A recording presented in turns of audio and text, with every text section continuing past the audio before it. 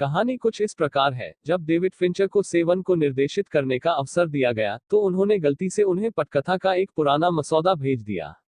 यह वह मसौदा था जो एक बॉक्स में ग्वेनेथ पाल्ट्रो के कटे हुए सिर के साथ समाप्त हुआ था, लेकिन क्योंकि स्टूडियो ने सोचा कि यह सामान्य दर्शकों के लिए थोड़ा अधिक होगा, उन्होंने नौसिखिए लेखक एंड्रू केविन वॉकर को अधिक स्वच्छ संस्करण में लाने के लिए कहा, बिना भयानक अंत के।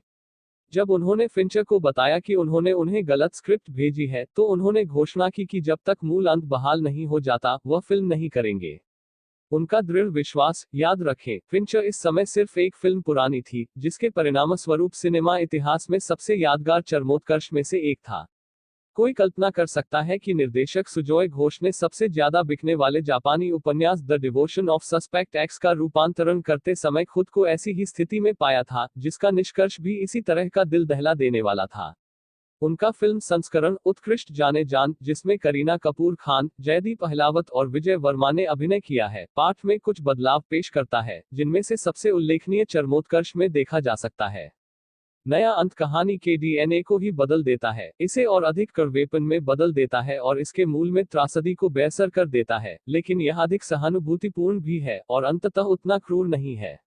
संभवतः निर्देशकों पर दर्शकों को एक सुखद अनुभव प्रदान करने का दबाव है। कुछ बॉलीवुड फिल्म निर्माताओं में that girl in yellow boots या गुड़गांव जैसी चीजें पेश करने का साहस है। और जाने जान, इससे पहले कि हम भूल जाएं, एक मुख्यधारा की फिल्म है जिसमें न केवल अपनी पीढ़ी की सबसे लोकप्रिय हिंदी फिल्म नायिका है, बल्कि दो वास्तविक स्ट्रीमिंग युग के सितारे भी हैं। और वे सभी इसमें उत्कृष्ट हैं।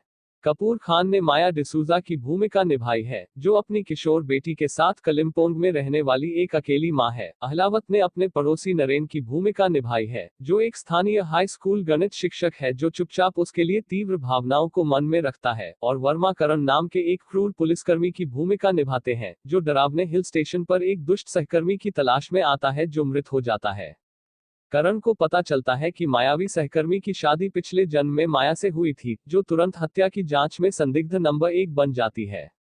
करण भी नरेन को अपने पुराने कॉलेज के दोस्त के रूप में पहचानता है और उसके साथ मिलने पर जोर देता है, तब भी जब यह स्पष्ट है कि नरेन एक मिनट के लिए भी उसके साथ आराम करने के बजाय उसे उंगलियों पर गिनने वाली आजीवन कारावास की सजा देना पसंद करेगा।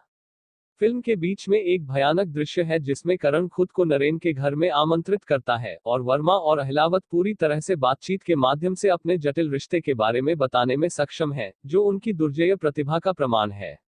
इस बीच फिल्म के शुरुआती घरेलू क्षणों में कपूर खान को देखकर आप सोचेंगे कि उन्हें कभी भी अंतर्राष्ट्रीय ख्याति नहीं मिली, वह उन दृश्यों में कितनी सहज है।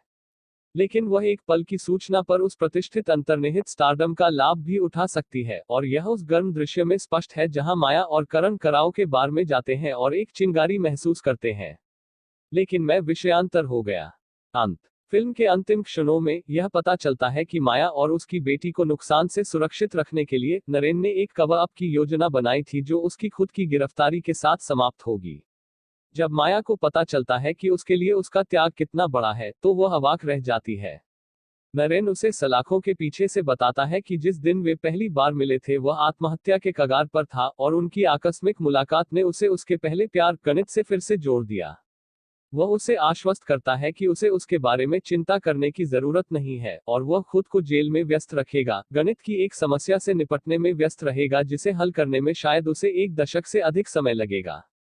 घबराई हुई माया असहाय होकर उसके फैसले को स्वीकार कर लेती है और करण उसे नरेन की कोठरी से खींच कर ले जाता है, शायद हमेशा के लिए खुशी से रहने के लिए। हालांकि पुस्तक में शिक्षक इशिगामी ने एक समान योजना बनाई है, लेकिन एकल मां यासुको की इस पर प्रतिक्रिया अधिक भिन्न नहीं हो सकती है। इशिगामी के बलिदान के अपराध बोध से दबी हुई वह जासूस के पास आती है और न केवल खुद को बल्कि अपनी बेटी मिसाको को भी फंसाती है। हतोत्साहित इशिगामी को यासुको के कबूलनामे के बारे में सूचित किया जाता है और अंतिम पृष्ठ पर वह बताता है कि एक जानवर की तरह लंबी, दहाड़ने वाली चीख के रूप में वर्णित है, भ्रम और हताशा का रोना, एक ऐसी चीख जिसने इसे सुनने वाले सभी लोगों के दिलों को दहला दिया। इशिगामी ने गणित के कारण यासुको के पतन को स्वीकार नहीं किया, उसने हार मान ली क्योंकि वह उससे सच्चा प्यार करता था। हाँ, वह इस बारे में बहुत डरपोक था, लेकिन नरेन भी ऐसा ही था। जाने जान की रिलीज से पहले कई साक्षात्कारों में घोष ने कहा कि उनकी प्रेम कहानी वह थी जिस पर उन्होंने किताब पढ़ने के बाद सबसे दृढ़ता से प्रतिक्रिया दी, इस हद तक कि उन्होंने इसे बिल्कुल भी मर्डर मिस्ट्री के रूप में नहीं देखा। सवाल उठता है, उसने गणित का पहलू लाकर माया के लिए नरेन की भावनाओं को कम क्यों किया? वह हमेशा अप्राप्य थी, लेकिन 15 वर्षों तक अपने प्रिय गणितज्ञ के साथ रहना उनके जैसे व्यक्ति के लिए एक बहुत बड़ा सांत्वना पुरस्कार है।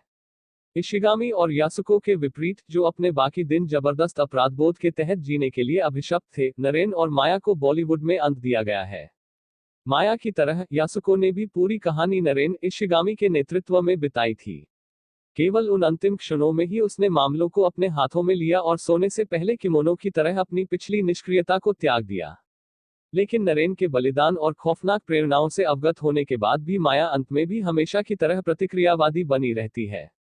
हालांकि यह कहा जाना चाहिए कि घोष ने स्रोत उपन्यास में जो बुद्धिमानीपूर्ण बदलाव किए हैं उनमें से एक इसके परिप्रेक्ष्य को बदलना है। हम नरेन के दृष्टिकोण से फिल्म की दुनिया में प्रवेश नहीं करते हैं। जाने जान समझती है कि चूंकि यह महिला की कहानी है, इसलिए इसे ऐसे ही प्रस्तुत किया जाना चाहिए। और इसलिए, जबकि इशिगामी किताब का नायक था, फिल्म माया की है। शायद नितेश तिवारी को नोट्स लेना चाहिए। बेशक, जो दर्शक उपन्यास से परिचित नहीं है, उन्हें फिल्म के अंत पर आपत्ति नहीं होगी, जो स्पष्ट रूप से बहुत संतोषजनक है। कुछ भी हो, यह रेखांकित करता है कि नरेन वास्तव में कितना विक्षिप्त है। यह माया को उसके अपराधों से भी मुक्त कर देता है, जो बिल्कुल पूर्व नियोजित नहीं थे। घोष की फिल्म कह रही है कि वह पहले ही बहुत कुछ झेल चुकी है, उसे अब और सजा देने की जरूरत नहीं है। यह वह परिचित विषयों पर फिर से विचार कर रहा है, जो कहानी से लेकर हाल ही में उनकी लस्ट स्टोरीज 2 लघु सेक्स विद द एक्स तक जा रहा है। उनका विश्व दृष्टिकोण लेखक कीगो हिगाशिनो जितना धूमिल नहीं है, और किसी भी अन्य चीज से अधिक उन्होंने जाने जान में जो आशावाद डाला है वह शायद इसके बारे में सबसे अधिक भारतीय चीज है। पोस्ट क्रेडिट सीन एक कॉलम है जिसमें हम संदर्भ, शिल्प और पात्रों पर विशेष ध्यान देने के साथ हर हफ्ते नई रिलीज का विश्लेषण करते हैं। क्योंकि एक बार धूल जम जाने के बाद हमेशा कुछ न कुछ ठीक करना होता है।